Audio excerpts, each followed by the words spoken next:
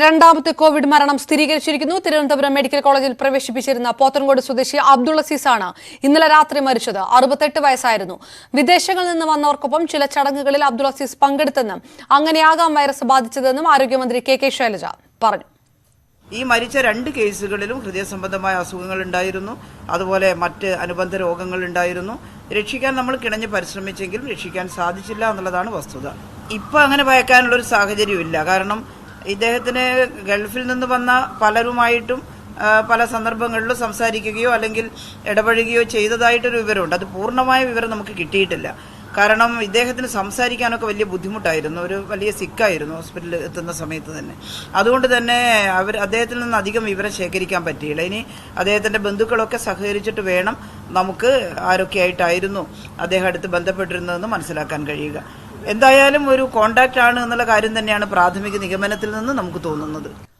അബ്ദുൾ അസീസുമായി സമീപ ദിവസങ്ങളിൽ സമ്പർക്കത്തിലുണ്ടായിരുന്നവർ നിരീക്ഷണത്തിൽ പോകണമെന്ന് മന്ത്രി കടകംപള്ളി സുരേന്ദ്രൻ നിർദ്ദേശിച്ചു. ഇന്നലെ തന്നെ പോത്തൻകോടുകാരൻ്റെ ആരോഗ്യ നിലയെ സംബന്ധിച്ചിടത്തോളം കുറച്ച് ക്രിട്ടിക്കലാണെന്ന് പറഞ്ഞിട്ടുണ്ടായിരുന്നു. വെന്റിലേറ്ററിൻ്റെ സഹായത്തോടു കൂടിയാണ് ഇന്നലെ അദ്ദേഹം സർവൈവ് ചെയ്യുന്നതിന് വേണ്ടിയിട്ട് ശ്രമിച്ചിരുന്നത്. പിന്നെ വൃക്കയുടെ പ്രവർത്തനവും നിലച്ചു പോയിരുന്നു. അപ്പോൾ അതിൻ്റെ ചികിത്സയും ഇന്നലെ നടക്കുന്നുണ്ടായിരുന്നു. പൊതുവെ നമ്മയെല്ലാം ദുഃഖത്തിലാഴ്ത്തിക്കൊണ്ട് അർദ്ധരാത്രി കഴിഞ്ഞ സമയത്ത് അദ്ദേഹം മരണപ്പെടുകയാണ് ഉണ്ടായത്. പല രോഗങ്ങൾക്കും അദ്ദേഹം വിധേയനായിരുന്നു എന്നുള്ളതാണ്.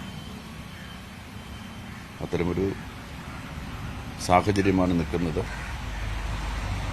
ഈ ദിവസങ്ങളിൽ അദ്ദേഹത്തെ അടുത്തറിയാവുന്നവരാണ് നാട്ടുകാരെല്ലാവരും. അപ്പോൾ അങ്ങനെയുള്ള അടുത്തിടപഴകാൻ ഇടയായിട്ടുള്ള എല്ലാവരും ക്വാറന്റൈനിലേക്ക് പോകണമെന്ന് ഗവൺമെന്റ് നിർദ്ദേശിച്ചിട്ടുണ്ട്. ഡൽഹിക്കടുത്ത് നിസാമുദ്ദീനിലെ മതസമ്മേളനത്തിൽ പങ്കെടുത്തതിനു ശേഷം മരിച്ചവരിൽ പത്തനംതിട്ട സ്വദേശിയായ ഡോക്ടർ എം സലീമുമുണ്ടെന്നും സ്ഥിരീകരിച്ചു. സമ്മേളനത്തിൽ പങ്കെടുത്തവരിൽ നിരവധി പേർക്ക് കോവിഡ് സ്ഥിരീകരിച്ച സാഹചര്യത്തിൽ ആരോഗ്യവകുപ്പ് അന്വേഷണം തുടങ്ങി. വിലക്ക് ലംഘിച്ച് ഇന്നലെ കൂടുതൽ പേർ വാഹനങ്ങളുമായി നിരത്തിലിറങ്ങിയെന്ന് വ്യക്തമായതോടെ പോലീസ് ഇന്ന് പരിശോധന കർശനമാക്കി. സാമ്പത്തിക വർഷത്തിന്റെ അവസാന ദിവസമാണെങ്കിലും ട്രഷറികളിൽ ഇത്തവണ പതിവ് തിരക്കില്ല. എന്നാൽ സംസ്ഥാനത്തെ തീരദേശ മേഖലകളിലെ ബാങ്കുകളിൽ ക്ഷേമ പെൻഷൻ പിൻവലിക്കാനെത്തുന്നവരുടെ നീണ്ട നിരയുണ്ട്.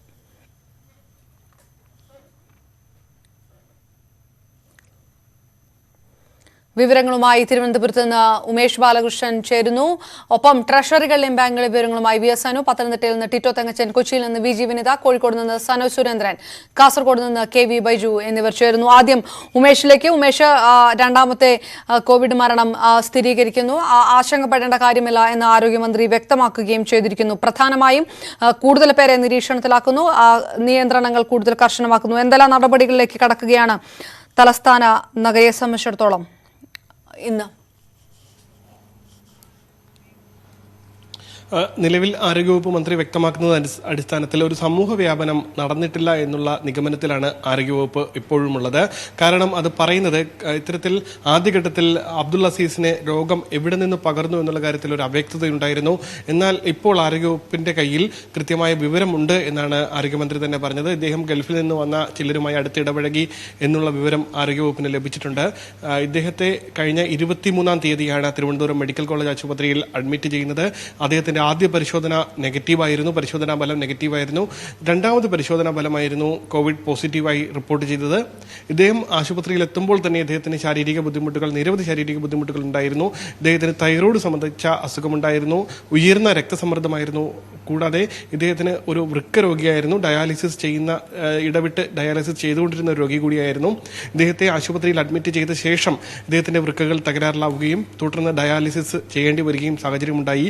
കഴിഞ്ഞ കഴിഞ്ഞ 5 ദിവസമായി ഇദ്ദേഹം വെന്റിലേറ്ററിന്റെ സഹായത്തോടു കൂടിയായിരുന്നു ജീവൻ നിലനിർത്തി പോന്നിരുന്നത്. ഇന്നലെ അർദ്ധരാത്രി 2 മണിയോടുകൂടി ഇദ്ദേഹത്തിന്റെ മരണം സ്ഥിരീകരിക്കുകയാണ് ഉണ്ടായത്. ഇദ്ദേഹത്തിന്റെ മൃതദേഹം സംസ്കരിക്കാനുള്ള പ്രോട്ടോകോൾ പ്രകാരമുള്ള നടപടിക്രമങ്ങളെല്ലാം പുരോഗമിക്കുകയാണ്. ഇത്തരത്തിൽ പ്രോട്ടോകോൾ പ്രകാരം വളരെ അടുത്ത ബന്ധുക്കൾക്ക് മാത്രം കാണാനുള്ള അവസരമേ നൽകിയിട്ടുള്ളൂ. മറ്റ് ഇത്തരത്തിൽ സംസ്കാര ചടങ്ങുകൾ നടത്താൻ കൃത്യമായി ആരോഗ്യവകുപ്പിന്റെ തന്നെ കൃത്യമായ ട്രെയിനിങ് നൽകിയിട്ടുള്ള ഉദ്യോഗസ്ഥരാണ് അത് നടത്തുന്നത്. കൃത്യമായ പ്രോട്ടോകോൾ പ്രകാരമാണ് നടത്തുന്നതും. ഇത്തരത്തിൽ അടുത്ത ബന്ധുക്കൾക്ക് മൃതദേഹം കാണാനുള്ള അവസരം ഉണ്ട്. ബാക്കി ആർക്കും മൃതദേഹം കാണാനും അവസരം നൽകില്ല. നിലവിൽ ഇദ്ദേഹം പോത്തൻകോട് സ്വദേശിയായ ഇദ്ദേഹം 2-ാം തീയതി മുതൽ 23-ാം തീയതി വരെയുള്ള റൂട്ട് മാപ്പാണ് ജില്ലാ ഭരണകൂടം പുറത്തുവിട്ടിരിക്കുന്നത്. ഇതിൽ 2-ാം തീയതി അദ്ദേഹം ഒരു വിവാഹ ചടങ്ങിലും അതിനുശേഷം അന്ന് തന്നെ ഒരു മരണാനന്തര ചടങ്ങിലും പങ്കെടുത്തു. അന്ന് KSRTC ബസ്സിൽ യാത്ര ചെയ്ത് ട്രഷറിയിൽ പോയിരുന്നു.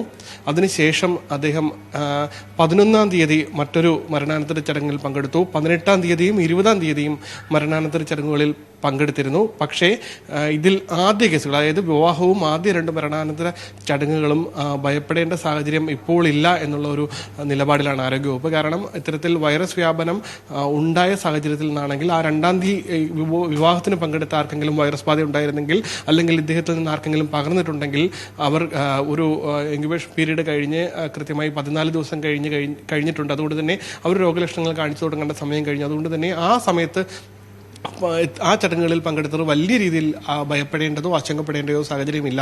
എന്തായാലും ഇദ്ദേഹവുമായി അടുത്തിടപഴകിയവർ, അദ്ദേഹത്തെ കണ്ടു സംസാരിച്ചു എന്നുള്ളവരല്ല, അടുത്തിടപഴകിയവർ ഉണ്ട് എങ്കിൽ അവർ നിശ്ചിതമായി ക്വാറന്റൈനിൽ പോകണം. ക്വാറന്റൈൻ മാർഗനിർദ്ദേശങ്ങൾ അനുസരിച്ച് വരും ദിവസങ്ങളിൽ അവർ തുടരേണ്ടതാണ്. ഒരു ആശ്വാസം നൽകുന്ന ഒരു കാര്യം, ഇദ്ദേഹവുമായി അടുത്തിടപഴകിയ ഇദ്ദേഹത്തിന്റെ വീട്ടുകാർക്കാർക്കും ഇതുവരെ രോഗലക്ഷണങ്ങൾ കാണിച്ചു തുടങ്ങിയിട്ടില്ല എന്നുള്ളത് തന്നെയാണ്. റൈറ്റ്. കൊച്ചിയിൽ നിന്ന് വിനീതയിലേക്ക് കൂടി പോകുന്നു. വിനീത, കൊച്ചിയിൽ നിന്നുള്ള ഏറ്റവും പ്രധാനപ്പെട്ട വിവരങ്ങൾ, രോഗബാധിതരുടെ എണ്ണം, അതോടൊപ്പം തന്നെ വാഹന പരിശോധന എത്രത്തോളം കർശനമാക്കിയിരിക്കുന്നു ഇന്നു മുതൽ എന്നുള്ള വിവരങ്ങൾ കൂടി.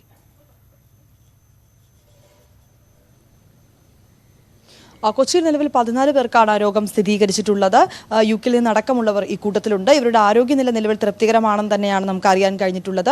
അതേസമയം കഴിഞ്ഞ ദിവസം COVID-19 ബാധിച്ച ഒരാൾ മരിക്കുകയുണ്ടായിരുന്നു. ഇദ്ദേഹത്തിന്റെ ഭാര്യയ്ക്കും ഇദ്ദേഹത്തെ നെടുമ്പാശ്ശേരിയിൽ നിന്ന് വീട്ടിലേക്ക് എത്തിച്ച ഡ്രൈവർക്കും രോഗം സ്ഥിരീകരിച്ചിട്ടുണ്ടായിരുന്നു. ഇവരുമായി ഏറ്റവും അടുത്ത് ഇടപഴകിയവരടക്കം നിലവിലും നിരീക്ഷണത്തിൽ തന്നെയാണുള്ളത്. നിരീക്ഷണത്തിലുള്ളവരുടെ ആരോഗ്യനിലയിൽ തൃപ്തികരമാണ്. അതിൽ ആശങ്കപ്പെടേണ്ട ഒരു അവസ്ഥ ഇല്ല എന്ന് തന്നെയാണ് നമുക്ക് അറിയാൻ കഴിഞ്ഞിട്ടുള്ളത്. അതേസമയം 50 സാമ്പിളുകൾ കൂടി ജില്ലയിൽ നിന്ന് പരിശോധനയ്ക്കായി അയച്ചിട്ടുണ്ട്. ഇതിന്റെ ഫലമാണ് ഇനി ലഭിക്കാനുള്ളത്. ഇന്നലെ വൈകുന്നേരത്തോളം ഏതാണ്ട് 10ഓളം സാമ്പിളുകളാണ് ലഭിച്ചത്. ഈ സാമ്പിളുകളെല്ലാം തന്നെ നെഗറ്റീവ് ആണെന്നും അറിയാൻ കഴിഞ്ഞിട്ടുണ്ട്. എന്നാൽ ജില്ലയിലുടനീളം പോലീസിന്റെ മറ്റും ഭാഗത്ത് നിന്ന് ശക്തമായിട്ടുള്ള നിയന്ത്രണങ്ങളും നിർദ്ദേശങ്ങളും തന്നെയാണ് നൽകുന്നത്. വിവിധ സ്ഥലങ്ങളിൽ പോലീസുകാർ നിന്ന് രാവിലെ മുതലേ തന്നെ വാഹനങ്ങൾ പരിശോധിക്കുന്ന ഒരു കാഴ്ച നമുക്ക് കാണാൻ കഴിയുന്നുണ്ട്. നിരത്തിലേക്ക് ഇറങ്ങുന്ന വാഹനങ്ങളെ കൃത്യമായി അവർ പരിശോധിക്കുന്നുണ്ട്. അത്യാവശ്യ ഘട്ടങ്ങളിൽ യാത്ര ചെയ്യാൻ വേണ്ടി മാത്രമാണ് അനുവദിക്കുന്നത്. ഇതിനും കൃത്യമായിട്ടുള്ള രേഖകൾ ഉണ്ടോ എന്നടക്കം തന്നെയാണ് അവർ പരിശോധിക്കുന്നത്.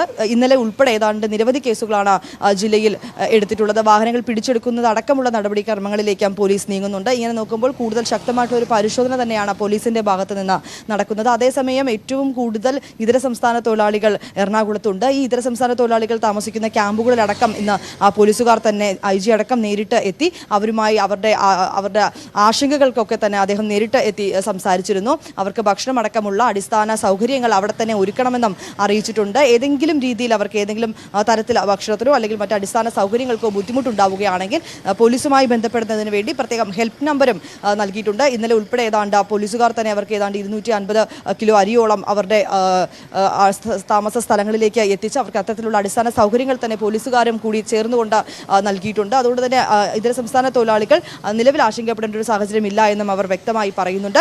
എന്നാൽ ജില്ലയിൽ ഉടനീളം നഗരപ്രദേശങ്ങളിലും ഗ്രാമപ്രദേശങ്ങളിലും ഇടവഴികളിലും അടക്കം പോലീസ് ശക്തമായിട്ടുള്ള ഒരു പരിശോധന തന്നെയാണ് നടത്തുന്നത്. അവശ്യ സാധനങ്ങൾക്ക് വേണ്ടിയുള്ള കടകൾ മാത്രമേ തുറന്നിട്ടുള്ളൂ. ഇവിടെയും കൃത്യമായിട്ടുള്ള നിയന്ത്രണം ഏർപ്പെടുത്തിയിട്ടുണ്ട്. 7 പേരിൽ കൂടുതൽ ഉള്ളിലേക്ക് പ്രവേശിക്കാൻ പാടില്ല.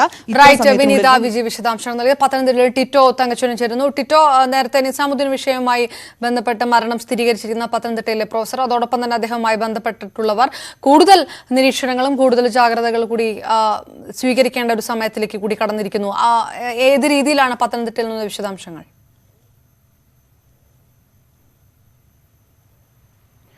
അപർണ, ഈ നിസാമുദ്ദീനിൽ മരണപ്പെട്ട പ്രൊഫസർ ഡോക്ടർ എം സലീമാണ്. അദ്ദേഹം പത്തനംതിട്ട കാത്തോലിക്കേറ്റ് കോളേജിലെ കെമിസ്ട്രി വിഭാഗത്തിലെ മുൻ അധ്യാപകനായിരുന്നു. തബലീഗ് പ്രസ്ഥാനത്തിലെ ഒരു സജീവ പ്രവർത്തകനായിരുന്നു ഇദ്ദേഹം. ഈ തബലീഗ് സമ്മേളനത്തിൽ പങ്കെടുക്കുവാൻ വേണ്ടിയാണ് ഇദ്ദേഹം നിസാമുദ്ദീനിലേക്ക് പോയത്. 2 ആഴ്ചകൾക്ക് മുമ്പാണ് ഇദ്ദേഹത്തിൻ്റെ മരുമകനായ നിസാമുദ്ദീനും ഒപ്പം പത്തനംതിട്ടയിൽ തന്നെയുള്ള മറ്റൊരാളും, ഇങ്ങനെ ഇവർ 3 പേർ കൂടിയാണ് അവിടേക്ക് പോയത്. ഈ ജനതാ കർഫ്യൂവിൻ്റെ സമയത്താണ് അദ്ദേഹം അവിടെ മരണപ്പെടുന്നത്. അതുകൊണ്ടാണ് നാട്ടിലേക്ക് മൃതദേഹം കൊണ്ടുവരാഞ്ഞത്. അവിടെ തന്നെ ഖബറടക്കുകയായിരുന്നു. കഴിഞ്ഞ ചൊവ്വാഴ്ച രാത്രിയാണ് അദ്ദേഹം മരണപ്പെട്ടത്. ബുധനാഴ്ച ഉച്ചയോടുകൂടി തന്നെ നിസാമുദ്ദീനിൽ ഇദ്ദേഹത്തെ ഖബറടക്കിയെന്നാണ് വീട്ടുകാർ നമ്മളോട് പറഞ്ഞിരിക്കുന്നത്.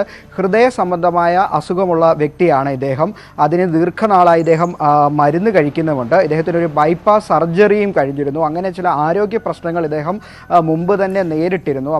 ഇദ്ദേഹത്തിൻ്റെ മരണം ഇപ്പോൾ കോവിഡുമായി ബന്ധപ്പെട്ടാണെന്നുള്ള കാര്യത്തിൽ സ്ഥിരീകരണമൊന്നുമില്ല. ഹൃദയ സംബന്ധമായ അസുഖം മൂലം ഇദ്ദേഹം അവിടെ മരണപ്പെട്ടു എന്നാണ് ബന്ധുക്കൾ നമ്മളെ ഇപ്പോൾ അറിയിച്ചിരിക്കുന്നത്. അപർണ. റൈറ്റ്, ടിറ്റോ വിശദാംശങ്ങൾ നൽകിയത്. കാസർഗോഡ് നിന്ന് KV ബൈജു ചേരുന്നു.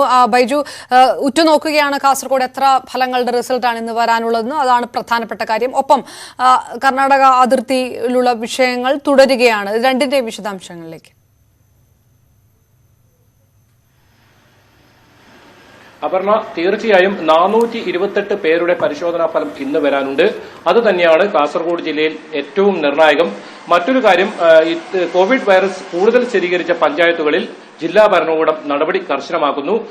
കാസർഗോഡ് മുനിസിപ്പാലിറ്റി ഉൾപ്പെടെയുള്ള 6 പഞ്ചായത്തുകളിലാണ് ഇപ്പോൾ നിയന്ത്രണം കർശനമാക്കുന്നത്. ഈ പ്രദേശത്തുള്ളവർക്ക് ഇനി പുറത്തിറങ്ങാനുള്ള അനുവാദമില്ല. ഇവർക്ക് അവശ്യ വസ്തുക്കളോ മറ്റോ വേണമെങ്കിൽ പോലീസിന് പ്രത്യേക ഒരു വാട്സാപ്പ് നമ്പർ രൂപീകരിച്ചിട്ടുണ്ട്. ഈ വാട്സാപ്പിൽ അറിയിച്ചാൽ പോലീസ് ഇത്തരത്തിൽ വീടുകളിലേക്ക് എത്തിച്ചു കൊടുക്കും.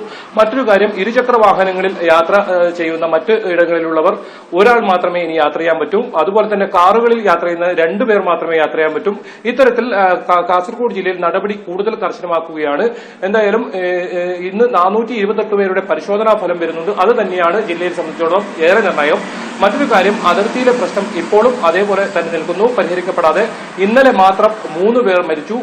എന്തായാലും 5 പേരാണ് ഇത്തരത്തിൽ ചികിത്സ കിട്ടാതെ മരിച്ചിരിക്കുന്നത്. കർണാടകയുടെ കടുംപിടുത്തം ഇപ്പോഴും തുടരുന്നു എന്നത് തന്നെയാണ് കാസർഗോഡ് ജില്ലയെ സംബന്ധിച്ചിടത്തോളം ഏറെ ആശങ്കാജനം ഉണ്ടാക്കുന്നത്. എന്തായാലും കോവിഡ് വൈറസ് ബാധിതരുടെ എണ്ണവും വർദ്ധിക്കുന്നു. ഒപ്പം കർണാടക അതിർത്തി പ്രദേശത്ത് നിന്നുള്ള ഇത്തരത്തിലുള്ള നടപടിയും കാസർഗോഡ് ജില്ലയെ സംബന്ധിച്ചിടത്തോളം വലിയ ആശങ്ക തന്നെയാണ് ഉണ്ടാക്കുന്നത്. അപർണ.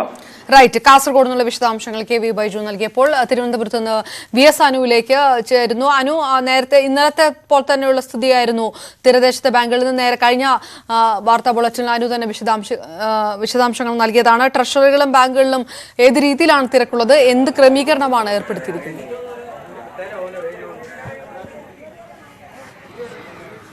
അപർണ, ഇന്നലത്തിന് സമാനമായി ഇന്നും സംസ്ഥാനത്തെ ബാങ്കുകളിൽ വലിയ തിരക്ക് തന്നെയാണ് അനുഭവപ്പെടുന്നത്. നമ്മൾ കാണുന്ന ദൃശ്യം നേരത്തെ കണ്ടത് അത് തിരുവനന്തപുരത്തെ തീരദേശ മേഖലയിലെ പുതുക്കുറിച്ചി എന്ന് പറയുന്ന സ്ഥലത്തെ ദൃശ്യങ്ങളായിരുന്നു.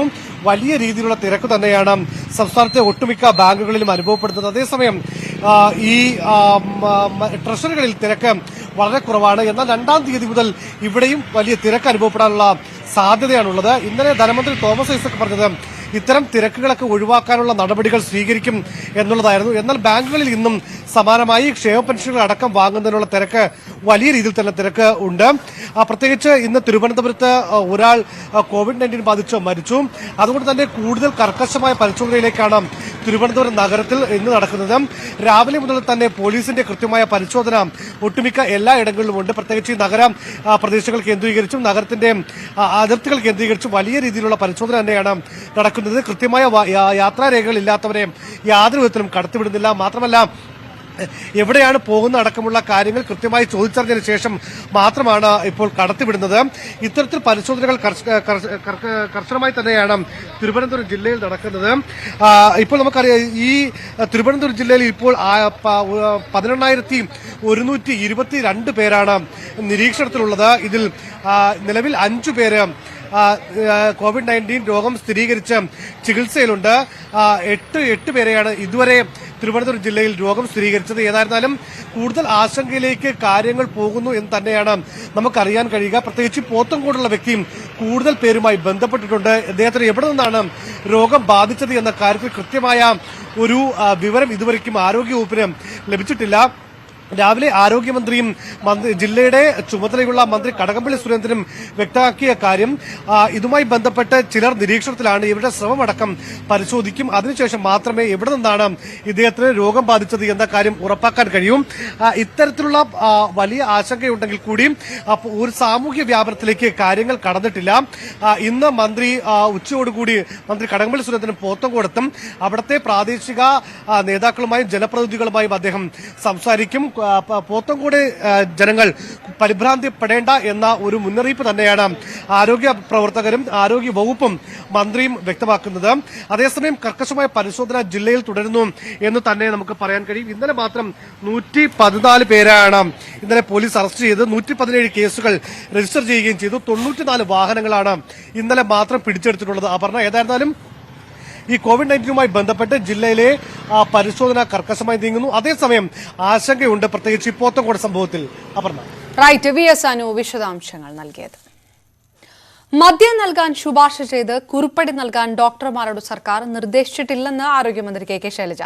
മദ്യാസക്തി മൂലമുള്ള പ്രശ്നങ്ങളെ തുടർന്ന് ആരും മരിക്കരുതെന്നാണ് സർക്കാർ നിലപാട്. അതിനായുള്ള ഇടപെടൽ ഉണ്ടാകണമെന്നാണ് ഡോക്ടർമാരോട് നിർദ്ദേശിച്ചതെന്നും ആരോഗ്യമന്ത്രി വിശദീകരിച്ചു. ഈ വിഡ്രോവൽ സിൻഡ്രോം എല്ലാം കാരണം ആളുകൾ മരിക്കാൻ ഇടവരരുത് എന്നാണ്. അതായത് അതിനുള്ള ആവശ്യമായിട്ടുള്ള നടപടി. എല്ലാ ഡോക്ടർമാരും മദ്യം കുറിപ്പ് കൊടുക്കണമെന്ന് പറഞ്ഞിട്ടേ ഇല്ല. അതൊരു തെറ്റിദ്ധാരണയാണ്. മദ്യം കുറിച്ച് കൊടുക്കണമെന്ന് പറഞ്ഞിട്ടില്ല. എന്നാൽ ഇപ്പോൾ കുറച്ച് 3-4 പേര് ആത്മഹത്യ ചെയ്യുന്നു. 5 അത്രയും ആയത് ആത്മഹത്യ, അത്രയും ആത്മഹത്യ ചെയ്തു. അപ്പോൾ മരിക്കാൻ ഇടവരരുത്. വിഡ്രോവൽ സിൻഡ്രോം എങ്ങനെയാണ് ട്രീറ്റ് ചെയ്യേണ്ടത്, അതിനാവശ്യമായിട്ടുള്ളൊരു അഡ്വൈസ് എന്നുള്ള നിലയിലേ അത് കാണുന്നുള്ളൂ. അത് തെറ്റിദ്ധാരണ ഉണ്ടാവേണ്ട കാര്യമൊന്നും അതിനകത്തില്ല. മുഖ്യമന്ത്രി തന്നെ പറഞ്ഞിട്ടുണ്ടത്. നിലമ്പൂർ എടക്കരയിൽ കോവിഡ് സംശയത്തെ തുടർന്ന് വീട്ടിൽ നിരീക്ഷണത്തിലായിരുന്ന ആൾ മരിച്ചു. മൂത്തേടം നാരങ്ങ പൊട്ടിക്കുമ്പളത്ത് പുത്തൻവീട്ടിൽ ഗീവർഗീസ് തോമസ് ആണ് മരിച്ചത്. 58 വയസ്സായിരുന്നു. ഇയാൾ മുംബൈയിൽ ഫോട്ടോഗ്രാഫറായി ജോലി ചെയ്യുകയായിരുന്നു. അവിടെ വെച്ചുണ്ടായ അപകടത്തെ തുടർന്ന് 15 ദിവസം മുൻപാണ് ചികിത്സയ്ക്കായി നാട്ടിലെത്തിയത്. മറ്റ് സംസ്ഥാനത്തു നിന്ന് എത്തിയ ആളെന്ന നിലയിൽ വീട്ടിൽ നിരീക്ഷണത്തിലായിരുന്നു. എന്നാൽ കോവിഡ് പരിശോധനയുടെ ഫലം ലഭിച്ചിട്ടില്ല. ഫലം വന്നതിനു ശേഷം മൃതദേഹം സംസ്കരിക്കുന്ന കാര്യത്തിൽ നടപടിയുണ്ടാകും. ഡൽഹി നിസാമുദ്ദീനിൽ നടന്ന മതച്ചടങ്ങിൽ പങ്കെടുത്ത വിവിധ സംസ്ഥാനങ്ങളിൽ നിന്നുള്ള 10 പേർ കോവിഡ് ബാധിച്ച് മരിച്ച സാഹചര്യത്തിൽ രാജ്യമെങ്ങും കൂടുതൽ ജാഗ്രത. ചടങ്ങിൽ പങ്കെടുത്ത 300-ലേറെ പേർക്ക് രോഗലക്ഷണങ്ങളുള്ളത് ആശങ്ക വർദ്ധിപ്പിക്കുന്നു.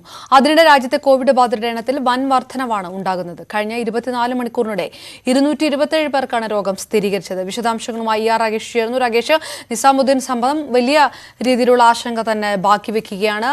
ഏത് രീതിയിലാണ് ഇതിന്റെ മോണിറ്ററിംഗും നടപടിക്രമങ്ങളും നടക്കുന്നത്? അതോടൊപ്പം തന്നെ രാജ്യത്തിന് വിവിധ ഭാഗങ്ങളിൽ നിന്ന് ലഭ്യമാകുന്ന വിവരങ്ങൾ ഏത് രീതിയിലാണ്? അപർണ, തീർച്ചയായും നിസാമുദ്ദീൻ സംഭവം വലിയ ആശങ്കകൾ തന്നെയാണ് ഉണ്ടാക്കിയിരിക്കുന്നത്. കാരണം കോവിഡിന്റെ സാമൂഹ്യ വ്യാപനം ഇല്ല എന്നാണ് കേന്ദ്ര സർക്കാർ വ്യക്തമാക്കിയിരുന്നത്. പക്ഷേ ഈ സമ്മേളനത്തിൽ പങ്കെടുത്ത പലരും രാജ്യത്തിന്റെ വിവിധ ഭാഗങ്ങളിലേക്ക് ഇതിന് ശേഷം യാത്ര ചെയ്തിട്ടുണ്ട്. പലരും മരിക്കുകയും ചെയ്തു. ഏതാണ്ട് നിലവിലെ കണക്കുകൾ പ്രകാരം 10 പേർ മരിച്ച 10 പേർ ഈ സമ്മേളനത്തിൽ പങ്കെടുത്തവരാണ്. 6 പേർ തെലങ്കാന സ്വദേശികളാണ്. ബാക്കി 4 പേർ തമിഴ്നാട്ടിൽ നിന്നും ജമ്മു കാശ്മീരിൽ നിന്നും കർണാടകത്തിൽ നിന്നുള്ളതും ഒരാൾ വിദേശിയുമാണ്. മാത്രമല്ല, സമ്മേളനത്തിൽ ഇപ്പോൾ പങ്കെടുത്ത 300-ലധികം പേരെ രോഗലക്ഷണങ്ങളോടുകൂടി നിരീക്ഷണത്തിലാക്കിയിരിക്കുകയാണ്. ഇതിൽ 20 മലയാളികളുമുണ്ട്. ഡൽഹിയിൽ കഴിഞ്ഞ ദിവസം 25 പേർക്ക് രോഗം സ്ഥിരീകരിച്ചിരുന്നു. ഇതിൽ 18 പേരും നിസാമുദ്ദീനിലെ സമ്മേളനത്തിൽ പങ്കെടുത്തവരാണ്. ഈ മാസം ആദ്യം നടന്ന സമ്മേളനത്തിൽ ഇന്തോനേഷ്യ, മലേഷ്യ തുടങ്ങിയ രാജ്യങ്ങളിലടക്കം ആയിരക്കണക്കിന് പേരാണ് നിസാമുദ്ദീനിലെ മർക്കസിൽ പങ്കെടുത്തിരുന്നത്. മാത്രവുമല്ല, ഈ സമ്മേളനത്തിന് ശേഷം ഇന്തോനേഷ്യൻ സ്വദേശി അടക്കമുള്ളവർ ഹൈദരാബാദ് അടക്കമുള്ള സ്ഥലങ്ങളിലേക്ക് യാത്ര പുറപ്പെടുകയും ചെയ്തിരുന്നു. അതുകൊണ്ട് തന്നെ ഈ ഏതെങ്കിലും തരത്തിൽ മറ്റുള്ളവർ കൂടി രോഗം പരരാനുണ്ടായ സാഹചര്യം അടക്കമുള്ളവ പരിശോധിച്ചു വരുന്നുണ്ട്.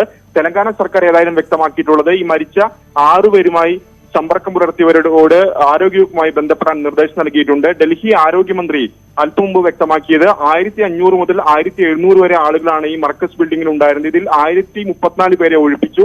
ഇതിൽ 334 പേരെ ആശുപത്രികളിലേക്കും ബാക്കി 700 പേരെ ക്വാറന്റൈൻ സെന്ററിലേക്ക് മാറ്റിയിട്ടുണ്ടെന്നും വ്യക്തമാക്കിയിട്ടുണ്ട്. സംഘാടകർക്കെതിരെ കേസെടുക്കുമെന്നും ഡൽഹി ആരോഗ്യമന്ത്രി വ്യക്തമാക്കിയിട്ടുണ്ട്. കാരണം ഇത്തരത്തിൽ സംഘടിക്കുന്ന നിർദ്ദേശം നേരത്തെ തന്നെ നൽകിയിരുന്നു. അതിനുശേഷമാണ് ഇത്തരം സംഭവങ്ങൾ ഉണ്ടായിട്ടുള്ളതെന്നാണ് ഡൽഹി ആരോഗ്യ വകുപ്പിന്റെ വിശദീകരണം. ഏതായാലും നിസാമുദ്ദീനിലെ സാഹചര്യം വിലയിരുത്താൻ ഇപ്പോൾ ഡൽഹി മുഖ്യമന്ത്രി അരവിന്ദ് കെജ്രിവാളിന്റെ അധ്യക്ഷതയിൽ ഉന്നതതല യോഗം ചേർന്നുകൊണ്ടിരിക്കുകയാണ്.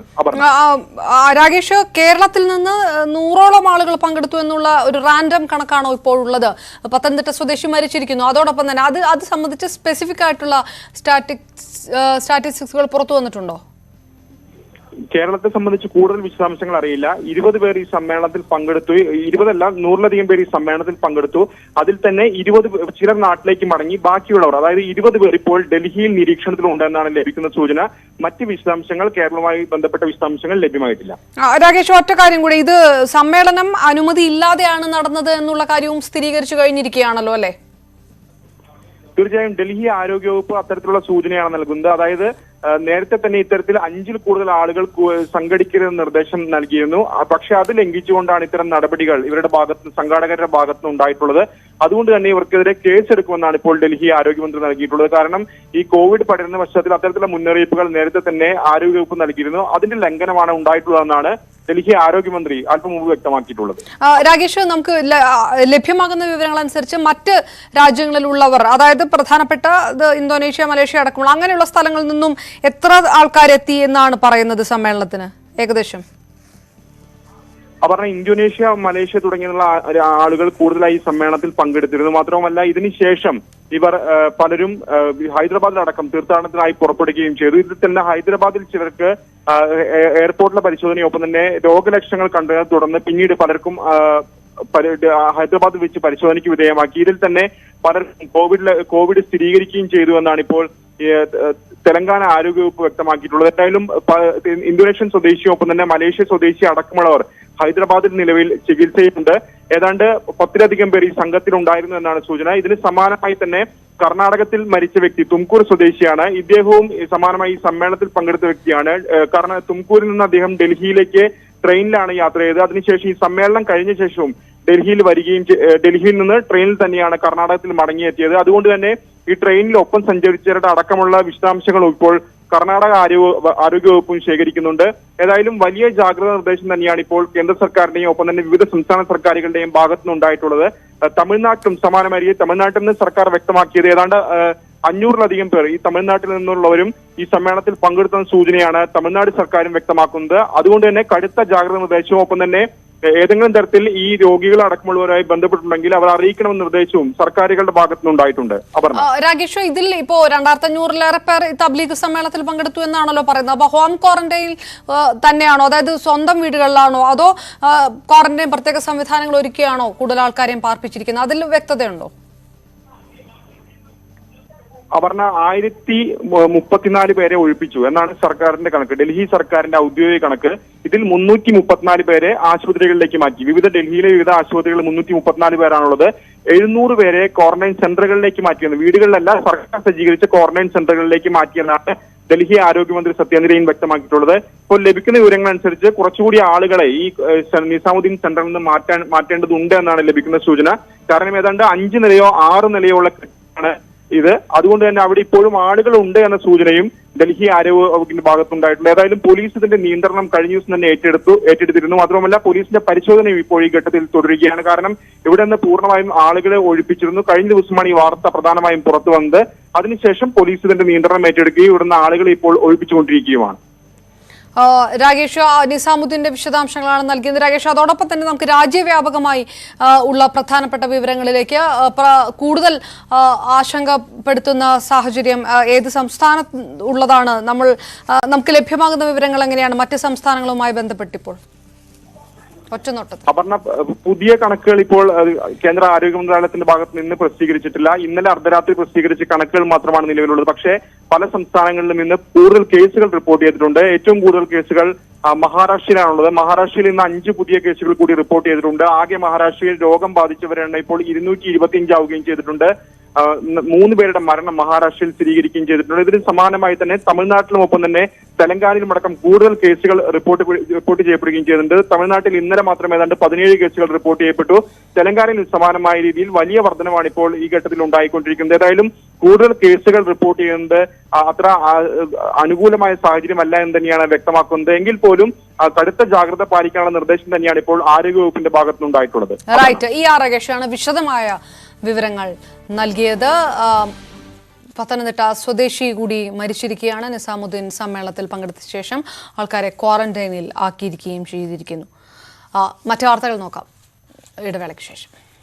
മദ്യം നൽകാൻ ശുപാർശ ചെയ്ത് കുറിപ്പടി നൽകാൻ ഡോക്ടർമാരോട് സർക്കാർ നിർദ്ദേശിച്ചിട്ടില്ലെന്ന് ആരോഗ്യമന്ത്രി കെ ശൈലജ. മദ്യാസക്തി മൂലമുള്ള പ്രശ്നങ്ങളെ തുടർന്ന് ആരും മരിക്കരുതെന്നാണ് സർക്കാർ നിലപാട്. അതിനായുള്ള ഇടപെടൽ ഉണ്ടാകണമെന്നാണ് ഡോക്ടർമാരോട് നിർദ്ദേശിച്ചതെന്നും ആരോഗ്യമന്ത്രി വിശദീകരിച്ചു. ഈ വിഡ്രോവൽ സിൻഡ്രോം എല്ലാം കാരണം ആളുകൾ മരിക്കാൻ ഇടവരരുത് എന്നാണ്. അതായത് അതിനുള്ള ആവശ്യമായിട്ടുള്ള നടപടി. എല്ലാ ഡോക്ടർമാരും മദ്യം കുറിപ്പ് കൊടുക്കണമെന്ന് പറഞ്ഞിട്ടേ ഇല്ല. അതൊരു തെറ്റിദ്ധാരണയാണ്. മദ്യം കുറിച്ച് കൊടുക്കണമെന്ന് പറഞ്ഞിട്ടില്ല. എന്നാൽ ഇപ്പോൾ കുറച്ച് 3-4 പേര് ആത്മഹത്യ ചെയ്യുന്നു. 5 അത്രയും ആയത് ആത്മഹത്യ, അത്രയും ആത്മഹത്യ ചെയ്തു. അപ്പോൾ മരിക്കാൻ ഇടവരരുത്. വിഡ്രോവൽ സിൻഡ്രോം എങ്ങനെയാണ് ട്രീറ്റ് ചെയ്യേണ്ടത്, അതിനാവശ്യമായിട്ടുള്ളൊരു അഡ്വൈസ് എന്നുള്ള നിലയിലേ അത് കാണുന്നുള്ളൂ. അത് തെറ്റിദ്ധാരണ ഉണ്ടാവേണ്ട കാര്യമൊന്നും അതിനകത്തില്ല. മുഖ്യമന്ത്രി തന്നെ പറഞ്ഞിട്ടുണ്ടത്. സർക്കാർ തീരുമാനത്തെ ശക്തമായി എതിർക്കുമെന്ന് സർക്കാർ ഡോക്ടർമാരുടെ സംഘടനയായ KGMO അറിയിച്ചു. നാളെ സർക്കാർ ഡോക്ടർമാർ കരിദിനം ആചരിക്കും. അതിനിടെ മദ്യം നൽകാനുള്ള ഉത്തരവിൽ സർക്കാർ വ്യക്തത വരുത്തി. ഡോക്ടറുടെ നിർദ്ദേശാനുസരണം ബിവറേജസ് കോർപ്പറേഷന്റെ വെയർഹൌസുകൾ വഴിയാകും നിശ്ചിത അളവിൽ മദ്യം ലഭ്യമാക്കുക. തിരിച്ചറിയൽ രേഖയിലെ നമ്പരും നിർദ്ദേശ ഡോക്ടറുടെ പേരും പാസിൽ ഉണ്ടാകും. VR കാർത്തിക് വിശദാംശങ്ങളുമായി ചേരുന്നു. കാർത്തിക്, ഇതിനകത്ത് കുറിപ്പടി നൽകുന്നതുമായി ബന്ധപ്പെട്ട് KGMOയും IMAയും എല്ലാം ഡോക്ടർമാർ എതിർപ്പ് പ്രകടമാക്കിയിട്ടുണ്ട്. പക്ഷേ അതല്ല ഉദ്ദേശിച്ചത് എന്ന് ആരോഗ്യമന്ത്രി വ്യക്തമാക്കുകയും ചെയ്തിരിക്കുന്നു. ഏത് രീതിയിലുള്ള നിർദ്ദേശമാണ് ഇപ്പോൾ സർക്കാരിന്റെ ഭാഗത്തുനിന്ന് ഉണ്ടായിരിക്കുന്നത്? ഇന്നലെ ഡോക്ടർമാരുമായി വീണ്ടും ചർച്ച നടത്തിയ ശേഷമാണ് എക്സൈസ് വകുപ്പ് ഇത് സംബന്ധിച്ച ഉത്തരവ് പുറത്തിറക്കിയത്. ഇതാണ് സർക്കാർ നൽകുന്ന വിശദീകരണം. ഡോക്ടർമാർക്ക് ആദ്യഘട്ടത്തിൽ തെറ്റിദ്ധാരണ ഉണ്ടായതെന്നും അത് നീക്കാൻ കഴിഞ്ഞുവെന്നുമാണ് സർക്കാരിന്റെ ഭാഗത്തു നിന്നുള്ള വിശദീകരണം. ഏതായാലും പാസിന്റെ പ്രൊഫോർമ തയ്യാറായിട്ടുണ്ട്. നേരത്തെ മദ്യാസക്തി ഉള്ളവർക്ക് ഡോക്ടറുടെ കുറിപ്പിന്റെ അടിസ്ഥാനത്തിൽ മദ്യം ലഭ്യമാക്കും എന്ന് ഉത്തരവിൽ വ്യക്തമാക്കിയിരുന്നെങ്കിലും എവിടെ വഴിയാണ് ഈ മദ്യം ലഭ്യമാക്കുക എന്ന കാര്യത്തിൽ അവ്യക്തതയുണ്ടായിരുന്നു. പാസിന്റെ പ്രൊഫോർമയിൽ അത് നീക്കം ചെയ്തിട്ടുണ്ട്. അതായത് വെയർഹൌസുകൾ വഴിയാവും ഇത്തരത്തിൽ ഇവർക്ക് ആൽക്കഹോൾ വിഡ്രോവൽ സിൻഡ്രോം ഉള്ളവർക്ക് മദ്യം ലഭ്യമാക്കുക. OP ടിക്കറ്റ് എടുത്ത് ആദ്യം ആശുപത്രിയിൽ ഹാജരാകണം, ഡോക്ടറുടെ പരിശോധനയ്ക്ക് വിധേയമാകണം. എന്നിട്ട് ഡോക്ടർ നൽകുന്ന കുറിപ്പടി ബന്ധപ്പെട്ട എക്സൈസ് റേഞ്ച് ഓഫീസുകളിൽ എത്തി ആ അപേക്ഷ സമർപ്പിക്കണം. ആ അപേക്ഷയോടൊപ്പമാണ് തിരിച്ചറിയൽ രേഖകൾ അടക്കമുള്ള കാര്യങ്ങൾ സമർപ്പിക്കേണ്ടത്. ഇതിന് ശേഷമാവും പാസ് അനുവദിക്കുക. ഒരാൾക്ക് ഒരു പാസ് മാത്രമേ അനുവദിക്കൂ എന്നും ഇതിൽ വ്യക്തമാക്കിയിട്ടുണ്ട്. മറ്റൊരു പ്രധാനപ്പെട്ട കാര്യം, എത്ര ലിറ്റർ മദ്യം ഒരാൾക്ക് കൈവശം വയ്ക്കാം എന്നതിൽ വ്യക്തതയുണ്ട് ഇപ്പോൾ. അതായത് 3 ലിറ്റർ മദ്യം വരെ ഒരു വ്യക്തിക്ക് കൈവശം വയ്ക്കാം. എന്നാൽ നിശ്ചിത അളവിൽ നൽകുക എന്ന് മാത്രമാണ് നൽകിയിരിക്കുന്ന നിർദ്ദേശം. ഇതിൽ ഈ പ്രൊഫോർമയിൽ കോളം തിരിച്ച് നൽകിയിട്ടുണ്ട്. മദ്യം നൽകിയ തീയതി, മദ്യം നൽകിയ അളവ്, അതോടൊപ്പം തന്നെ മദ്യം നൽകിയ ഔട്ട്ലെറ്റിലെ ബന്ധപ്പെട്ട വെയർഹൌസിലെ ജീവനക്കാരന്റെ പേരും ഒപ്പും. ഇതാണ് ഈ പ്രൊഫോർമയിൽ ഉള്ളത്. ഇക്കാര്യത്തിൽ ഇനിയും അവ്യക്തതകൾ നിരവധി തുടരുകയുമാണ്. അപർണ. പായിപ്പാട് അതിഥി തൊഴിലാളികൾ പ്രതിഷേധത്തിൽ ഒരാൾ കൂടി അറസ്റ്റിൽ. ബംഗാൾ സ്വദേശി അൻവർ അലിയാണ് അറസ്റ്റിലായത്. പ്രതിഷേധക്കാരെ വിളിച്ചുകൂട്ടിയതിനാണ് അറസ്റ്റ്. ജി ശ്രീജിത്ത് ചേർന്നു. ശ്രീജിത്ത്, ആരെല്ലാമാണ് ഇതുവരെ അറസ്റ്റിലായിരിക്കുന്നത്? ഇനിയും അറസ്റ്റ് ഉണ്ടാകും എന്നുള്ള വിശദാംശങ്ങളാണോ ലഭ്യമാകുന്നത്? ഇന്നലെ മുഹമ്മദ് റിഞ്ചുവിനെ അറസ്റ്റ് ചെയ്തു. ഇന്ന് അൻവർ അലിയെ അറസ്റ്റ് ചെയ്തിരിക്കുന്നു. രണ്ടുപേരും ബംഗാൾ സ്വദേശികളാണ്. രാത്രി വൈകിയാണ് അറസ്റ്റ് രേഖപ്പെടുത്തിയിട്ടുള്ളത്. കൂടുതൽ അറസ്റ്റ് ഉണ്ടാകുമെന്ന് തന്നെയാണ് പോലീസ് പറയുന്നത്. പ്രധാനമായും ഇതിന്റെ ആസൂത്രകരെ കണ്ടെത്തേണ്ടതുണ്ട്. ഇവർ ആളുകളെ ക്യാമ്പിൽ നിന്നും ഫോൺ വഴി വിളിച്ച് പുറത്ത് ഇറക്കി സംഘടിപ്പിച്ചു എന്നതാണ്. ചില കോൺട്രാക്ടർമാർക്കടക്കമുള്ളവർക്ക്, ഉടമകൾക്കടക്കമുള്ളവർക്ക് ഈ ആസൂത്രണത്തിൽ പങ്കുണ്ട് എന്ന് തന്നെയാണ് പോലീസ് വിശ്വസിക്കുന്നത്. അതിനുള്ള തെളിവുകൾ ശേഖരിച്ചുകൊണ്ടിരിക്കുകയാണ്. ഏതാണ്ട് 5ഓളം പേരെ കേന്ദ്രീകരിച്ചുള്ള അന്വേഷണം തുടരുകയാണ്. തെളിവ് ലഭിച്ചു കഴിഞ്ഞാൽ അറസ്റ്റിലേക്ക് കടക്കുമെന്നതാണ് നമുക്ക് ലഭ്യമാകുന്ന വിവരം. അതായത് ഈ ക്യാമ്പുകളിൽ നിന്ന് ആളെ ഒഴിപ്പിക്കാൻ വേണ്ടിയുള്ള ബോധപൂർവമായ ശ്രമം തന്നെയാണ് ചിലർ നടത്തിയത്. അതിൽ മുഴുവൻ കോൺട്രാക്ടർമാർക്കും പങ്കില്ല, വളരെ ചെറിയൊരു വിഭാഗത്തിനാണ്. പക്ഷെ അവർ ബാക്കിയുള്ളവരെ കൂടി ആളുകളെ സംഘടിപ്പിച്ച് പുറത്തിറക്കുകയായിരുന്നു എന്നതാണ് പോലീസ് ഇപ്പോൾ മനസ്സിലാക്കിയിരിക്കുന്നത്. എന്തായാലും അന്വേഷണം വേഗത്തിൽ തന്നെ തുടരുകയാണ്. അതിനിടെ IG ശ്രീജിത്ത് അവിടെ ക്യാമ്പുകളിൽ എത്തുകയും ഇവരുടെ ഭക്ഷണ ക്രമീകരണം അടക്കം വിലയിരുത്തുകയും ചെയ്തിട്ടുണ്ട്. നിലവിലെ അവസ്ഥ തൃപ്തികരമാണെന്നാണ് അദ്ദേഹം വ്യക്തമാക്കുകയും ചെയ്യുന്നത്. അപർണ. ശ്രീജിത്ത് വിശദാംശം. അതിഥി തൊഴിലാളികൾക്കെല്ലാം ഭക്ഷണം ഉറപ്പാക്കുമെന്ന് IG ശ്രീജിത്ത് പറഞ്ഞു. ഭക്ഷണം നൽകേണ്ട ഉത്തരവാദിത്തമുള്ള ചില കരാറുകാർക്ക് സാമ്പത്തിക ബുദ്ധിമുട്ടുണ്ട്. പ്രശ്നം പരിഹരിക്കുമെന്നും ഭക്ഷണത്തിന് മറ്റ് സൗകര്യങ്ങൾക്ക് കുറവുണ്ടാകില്ലെന്ന് ഉറപ്പാക്കുമെന്നും പായിപ്പാട് സന്ദർശിച്ച ശേഷം IG പറഞ്ഞു. അവർക്ക് ഈ ഓണേഴ്സ് കൊടുക്കേണ്ട ഭക്ഷണങ്ങൾ കൊടുക്കുക, അത് കഴിഞ്ഞിട്ട് അതിന് കുറവ് വരുന്ന എല്ലാം സർക്കാർ, ഒരാളും പട്ടിണി കിടക്കാൻ പാടില്ല എന്നുള്ള നിർബന്ധമാണ്. പൂർണ്ണമായിട്ട് ചെലവ് വഹിക്കാൻ പറയുമ്പോൾ അല്ല, അവർക്കും എല്ലാവർക്കും സാമ്പത്തിക ബുദ്ധിമുട്ടുണ്ട്. പക്ഷെ അതിനുള്ള ബുദ്ധിമുട്ട് നികത്താനായിട്ട് സർക്കാർ തയ്യാറാണ്. അവർക്ക് എന്തെങ്കിലും ബുദ്ധിമുട്ടുണ്ടെങ്കിൽ അതിന് കുറവ് വരുന്ന സാധനങ്ങൾ കൊടുക്കാനായിട്ട് സർക്കാർ തയ്യാറാണ്, സംവിധാനം അതിന് തയ്യാറാണ്. അപ്പോൾ അത് കൊടുത്തു കഴിഞ്ഞാൽ ആ പ്രശ്നം തീർന്നല്ലോ. പക്ഷെ അവർ ഉത്തരവാദിത്തം അവരെടുക്കേണ്ടി വരും. കോവിഡ് റിപ്പോർട്ട് ചെയ്ത് 3 മാസം പൂർത്തിയാകുമ്പോൾ ലോകത്ത് മരണം 38,000-ലേക്ക്. ആകെ രോഗബാധിതർ 8 ലക്ഷമാകുന്നു. യൂറോപ്യൻ രാജ്യങ്ങളിൽ മാത്രം 27,000-ലധികം പേർ മരിച്ചു. അമേരിക്കയ്ക്ക് പിന്നാലെ ഇറ്റലിയും രോഗബാധിതരുടെ എണ്ണം 1 ലക്ഷം കവിഞ്ഞു. വിവരങ്ങളുമായി സരുൺ എ ജോസ് ചേർന്നു. സരുൺ, ലോകം ഒറ്റനോട്ടത്തിൽ കോവിഡ് ഏതവസ്ഥയിലാണ് ഇന്നത്തെ ദിവസം? ഏറ്റവും കൂടുതൽ കേസുകൾ റിപ്പോർട്ട് ചെയ്തിരിക്കുന്നത് ഇറ്റലിയിൽ നിന്ന് പ്രത്യേകമായും, അതോടൊപ്പം തന്നെ അമേരിക്ക സ്വീകരിക്കുന്ന പുതിയ നടപടികൾക്ക് കൂടി ചുരുക്കത്തിൽ. അപർണ, കഴിഞ്ഞ ഡിസംബർ 31-നായിരുന്നു ചൈനയിലെ വുഹാനിൽ ആദ്യമായി വൈറസ് ബാധ റിപ്പോർട്ട് ചെയ്തത്. ഇത് 3 മാസം പിന്നിടുമ്പോൾ ലോകത്ത് മരണം 38,000-ലേക്ക് കടന്നിരിക്കുന്നു. ആകെ രോഗബാധിതരുടെ എണ്ണം 8 ലക്ഷമാകുന്നു. ഇന്നലെ മാത്രം 61,000 പേർക്കാണ് പുതുതായി രോഗബാധയുണ്ടായത്. 3,715 പേരാണ് ഇന്നലെ മാത്രം മരിച്ചത്. 35,000-ഓളം പേർ ഇതിനകം ഗുരുതരാവസ്ഥയിൽ കഴിയുന്നതാണ് ഈ കണക്കുകൾ സൂചിപ്പിക്കുന്നത്. ഏറ്റവും കൂടുതൽ കോവിഡ് മരണങ്ങൾ റിപ്പോർട്ട് ചെയ്തിരിക്കുന്നത് യൂറോപ്യൻ രാജ്യങ്ങളിലാണ്. 27,000-ന് മുകളിൽ പേർ യൂറോപ്യൻ രാജ്യങ്ങളിൽ മാത്രമായി മരിച്ചിട്ടുണ്ടെന്നാണ് കണക്ക്. ഇതിൽ തന്നെ 12,000-ഓളം പേർ ഇറ്റലിയിലാണ് മരിച്ചത്. ഇറ്റലിയിൽ മരണസംഖ്യ ഓരോ ദിവസവും കൂടിക്കൊണ്ടിരിക്കുന്നു. ഇന്നലെ മാത്രം 812 പേരാണ് ഇറ്റലിയിൽ മരിച്ചത്.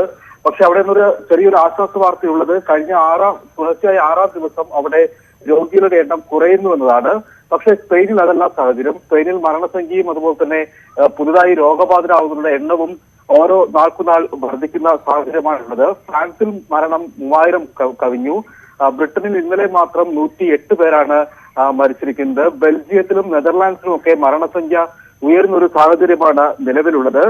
അമേരിക്കയിലാണ് ലോകത്ത് ഏറ്റവും കൂടുതൽ രോഗബാധിതരുള്ളത്. അമേരിക്കയിൽ രോഗബാധിതരുടെ എണ്ണം 1.5 ലക്ഷം പിന്നിട്ട് കഴിഞ്ഞു. അവിടെ മരണസംഖ്യയും 3,000 കടന്നിരിക്കുന്നു. കോവിഡിനെ നേരിടാൻ അമേരിക്ക സർവ്വസജ്ജമാണെന്നാണ് പ്രസിഡന്റ് ഡൊണാൾഡ് ട്രംപ് പറഞ്ഞത്. റഷ്യയും ചൈനയും ഉൾപ്പെടെയുള്ള എതിർച്ചയിലുള്ള രാജ്യങ്ങൾ പോലും അമേരിക്കയ്ക്ക് സഹായം നൽകുന്ന ഒരു സാഹചര്യമാണ് നിലവിലുള്ളത്. സരുൺ എ ജോസ് വിശദാംശങ്ങൾ നൽകിയത്. കോവിഡ് വ്യാപനം നേരിടാൻ കർശന നിയന്ത്രണങ്ങളാണ് അമേരിക്ക ഏർപ്പെടുത്തിയിരിക്കുന്നത്. സ്കൂളുകൾ അടച്ച സാഹചര്യത്തിൽ വിദ്യാർത്ഥികൾക്കായി ബദൽ സംവിധാനങ്ങളും അമേരിക്ക ഒരുക്കി. കാലിഫോർണിയയിൽ നിന്ന് സുപ്രിയ തയ്യാറാക്കിയ റിപ്പോർട്ട് കാണാം. ഞാൻ സാക്രമെന്റോ കാലിഫോർണിയയിൽ നിന്ന്. ഇവിടെ പൊതുവെ എല്ലാം അടച്ചിട്ടിരിക്കുകയാണ്. എക്സസൈസിനും അത്യാവശ്യ സാധനങ്ങൾ വാങ്ങാനും മാത്രമായി വെളിയിലിറങ്ങുമെന്നാണ് ഗവർണറിൻ്റെ ഓർഡർ. ഷെൽട്ടർ ഇൻ പ്ലേസ് ഓർഡറാണ്. അപ്പോൾ വീട്ടിൽ നിന്ന് വർക്ക് ചെയ്യാൻ പറ്റുന്നവർക്ക് അത് ചെയ്യാം. ബാക്കി ഓഫീസിൽ പോയി ചെയ്യേണ്ടവർക്ക് പൊതുവെ പോകാനുള്ള പെർമിഷൻ ഇല്ല. സ്കൂൾസ് എല്ലാം അടച്ചിരിക്കുകയാണ്. സ്കൂളിനും ഓൺലൈൻ ക്ലാസ്സസ് നടക്കുന്നുണ്ട്. ഒരു പുതിയൊരു ആപ്ലിക്കേഷൻ ഉണ്ട്. വീട്ടിൽ നിന്ന് പിള്ളേർക്ക് റെഗുലർ ക്ലാസ്സസ് അറ്റൻഡ് ചെയ്യാനുള്ള ഓപ്ഷൻ കൊടുത്തിട്ടുണ്ട്. പൊതുവെ വെളിയിൽ അധികം ആൾക്കാരെ കാണാനില്ല. പക്ഷെ കുറച്ച് എക്സസൈസിനും അതിനൊക്കെ ആയിട്ട് ആൾക്കാർ വെളിയിൽ വരുന്നുണ്ട്. കോവിഡിൽ വലയുന്ന അമേരിക്കയിൽ സഹായം എത്തിച്ച് ചൈനയും റഷ്യയും. നടപടി അത്ഭുതപ്പെടുത്തിയെന്നും ഏറെ സന്തോഷമുണ്ടെന്നും അമേരിക്കൻ പ്രസിഡന്റ് ഡൊണാൾഡ് ട്രംപ് പറഞ്ഞു. കോവിഡ് മരണം 3,000 പിന്നിട്ട രാജ്യത്ത് രോഗബാധിതരുടെ എണ്ണം 1.5 ലക്ഷവും കവിഞ്ഞു. This is our shared patriotic duty. Challenging times are ahead for the next 30 days, and this is a very vital 30 days. We're sort of putting it all on the line. This 30 days so important because we have to get back. മറ്റ് രാജ്യങ്ങളുടെ സഹായം അഭ്യർത്ഥിക്കേണ്ടെന്നായിരുന്നു അമേരിക്കയുടെ ആദ്യ തീരുമാനമെങ്കിലും ഇപ്പോൾ സാഹചര്യം അതല്ല. എതിർചേരിയിലുള്ള രാജ്യങ്ങൾ പോലും സഹായഹസ്തം നീട്ടുകയാണ്. മാസ്ക് ഉൾപ്പെടെയുള്ള അടിസ്ഥാന സുരക്ഷാ വസ്തുക്കളാണ് ചൈന എത്തിച്ചത്. മെഡിക്കൽ ഉപകരണങ്ങൾ റഷ്യ എത്തിച്ചു നൽകിയെന്നും പ്രസിഡന്റ് ഡൊണാൾഡ് ട്രംപ്. മറ്റ് രാജ്യങ്ങളും സഹായിക്കുന്നുണ്ട്. ഇന്നലെ മാത്രം 565 പേരാണ് രാജ്യത്ത് മരിച്ചത്. 20,000-ലേറെ പുതിയ രോഗികൾ. 2 കോടിയിൽ താഴെ മാത്രം ജനസംഖ്യയുള്ള ന്യൂയോർക്ക് സംസ്ഥാനത്ത് മാത്രം ആകെ മരണം 1,300 പിന്നിട്ടു. ദിവസവും 1 ലക്ഷം ആളുകളിലാണ് കോവിഡ് പരിശോധന നടത്തുന്നതെന്ന് അമേരിക്ക വ്യക്തമാക്കുന്നു. ആകെ പരിശോധനയുടെ എണ്ണം 10 ലക്ഷം പിന്നിട്ടു. ന്യൂജേഴ്സിയിൽ 288 പോലീസുകാർക്ക് രോഗം സ്ഥിരീകരിച്ചു. ഇവിടെ കോവിഡ് ബാധിച്ച് ഒരു സൈനികൻ മരിച്ചു. മസാച്യുസെറ്റ്സിലെ വൃദ്ധസദനത്തിൽ കഴിഞ്ഞ ദിവസം മരിച്ച 11-ൽ 5 പേരിലും രോഗം സ്ഥിരീകരിച്ചിട്ടുണ്ട്. ലോസ് ആഞ്ചലസിൽ തെരുവിൽ കഴിയുന്നവരിൽ കോവിഡ് കണ്ടെത്തിയതും ആശങ്കയുളവാക്കുന്നു. മെയ് മാസമാകുമ്പോഴേക്കും കുറഞ്ഞത് 3 ഇരട്ടി ആശുപത്രി കിടക്കകൾ കൂടി വേണ്ടിവരുമെന്നാണ് കണക്കുകൂട്ടൽ. അടുത്ത 1 മാസം അമേരിക്കയ്ക്ക് നിർണായകമാണെന്ന് ഡൊണാൾഡ് ട്രംപ് വ്യക്തമാക്കി. International desk, news 18. കോവിഡ് ഭീതിക്ക് പിന്നാലെ ജോലി നഷ്ടപ്പെടുമോ എന്ന ആശങ്കയിൽ ഗൾഫിലെ തൊഴിലാളികൾ. ജീവനക്കാരുടെ ശമ്പളം വെട്ടിക്കുറയ്ക്കാമെന്നും ശമ്പളമില്ലാത്ത അവധി നൽകാമെന്നും UAE മാനവശേഷി മന്ത്രാലയം ഉത്തരവിറക്കി. ലക്ഷക്കണക്കിന് മലയാളികളെ പ്രതികൂലമായി ബാധിക്കുന്നതാണ് ഉത്തരവ്.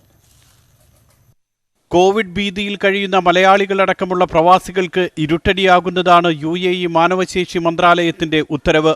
ഇതനുസരിച്ച് സ്വകാര്യ മേഖലയിലെ കമ്പനികൾക്ക് ജീവനക്കാരോട് വീട്ടിലിരുന്ന് ജോലി ചെയ്യാൻ ആവശ്യപ്പെടാം.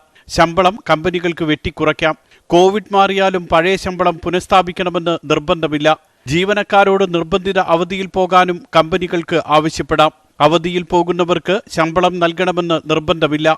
ഫലത്തിൽ ജോലിയും ശമ്പളവുമില്ലാതെ തൊഴിലാളികൾ കഴിയേണ്ടി വരും.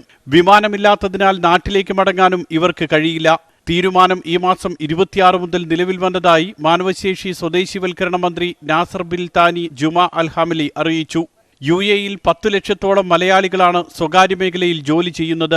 അതേസമയം ലോകത്തിലെ ഏറ്റവും വലിയ പ്രദർശനമേളയായ എക്സ്പോ 2020 മാറ്റിവെക്കാൻ UAE ആലോചിക്കുന്നതായും റിപ്പോർട്ടുണ്ട്. അടുത്ത ഒക്ടോബറിലാണ് എക്സ്പോ തുടങ്ങേണ്ടിയിരുന്നത്. News 18 Dubai. 21 ദിവസം വീട്ടിൽ അടച്ചിട്ട ജീവിതം. ഈ സമയം വെറുതെ കളയണ്ട. ന്യൂസ് 18 കേരളം വീട്ടിലെ TV. കുട്ടികൾക്ക് വിനോദവും വിജ്ഞാനവും, മാതാപിതാക്കൾക്കും മുതിർന്നവർക്കും പുതിയ അറിവും ആശ്വാസവും. കാണാം, പങ്കെടുക്കാം. പുതിയ ആശയങ്ങൾ, പോസിറ്റീവ് ചിന്തകൾ, ആശങ്കകൾക്ക് പരിഹാരം. ന്യൂസ് 18 കേരളം വീട്ടിലെ TV. മറക്കരുത്, വീട്ടിൽ തന്നെ കഴിയണം. റിലയൻസ് ഇൻഡസ്ട്രീസ് പ്രധാനമന്ത്രിയുടെ ദുരിതാശ്വാസ നിധിയിലേക്ക് 500 കോടി രൂപ സംഭാവന ചെയ്തു. കോവിഡ് ദുരിതാശ്വാസ പ്രവർത്തനങ്ങൾക്ക് വിവിധ സംസ്ഥാനങ്ങൾക്ക് നൽകുന്ന സഹായത്തിന് പുറമെയാണിത്. 100 കിടക്കകളുള്ള രാജ്യത്തെ ആദ്യ കോവിഡ് സ്പെഷ്യാലിറ്റി ആശുപത്രി 2 ആഴ്ച കൊണ്ട് റിലയൻസ് സജ്ജീകരിച്ചു കൈമാറിയിരുന്നു. അടുത്ത 10 ദിവസത്തിനുള്ളിൽ 50 ലക്ഷം ഭക്ഷണപ്പൊതികളാണ് റിലയൻസ് വിതരണം ചെയ്യുക. ആരോഗ്യ പ്രവർത്തകർക്കും സന്നദ്ധ സേവകർക്കുമായി ദിവസം 1 ലക്ഷം മാസ്ക് വീതമാണ് നിർമ്മിക്കുന്നത്. ആരോഗ്യ പ്രവർത്തകർക്കുള്ള ശരീര സുരക്ഷാ ഉപകരണമായ PPE ദിവസം 1000 എണ്ണം വീതവും റിലയൻസ് നിർമ്മിച്ചു നൽകും. ഇടവേള. ഉപേക്ഷിക്കുമെന്ന് ഏതാണ്ട് ഉറപ്പായി. ഇക്കാര്യത്തിൽ ഔദ്യോഗിക പ്രഖ്യാപനം 2 ദിവസത്തിനകം ഉണ്ടാകും. ഒക്ടോബറിൽ നടക്കേണ്ട 2020 ലോകകപ്പ് റദ്ദാക്കുന്നത് ICCയും പരിഗണിക്കുന്നുണ്ട്. എന്നാൽ ഇത് സംബന്ധിച്ച് വിശദമായ ചർച്ച നടത്തിയ ശേഷമേ അന്തിമ തീരുമാനം ഉണ്ടാകും. UAEയിൽ കോവിഡ് ബാധിതരുടെ എണ്ണം 600 കടന്നു. വ്യാപകമായ അണുനശീകരണ പ്രവർത്തനങ്ങൾക്ക് സർക്കാർ തുടക്കം കുറിച്ചു. വിവരങ്ങളുമായി ജസിത സഞ്ജിത്തിന്റെ റിപ്പോർട്ട്.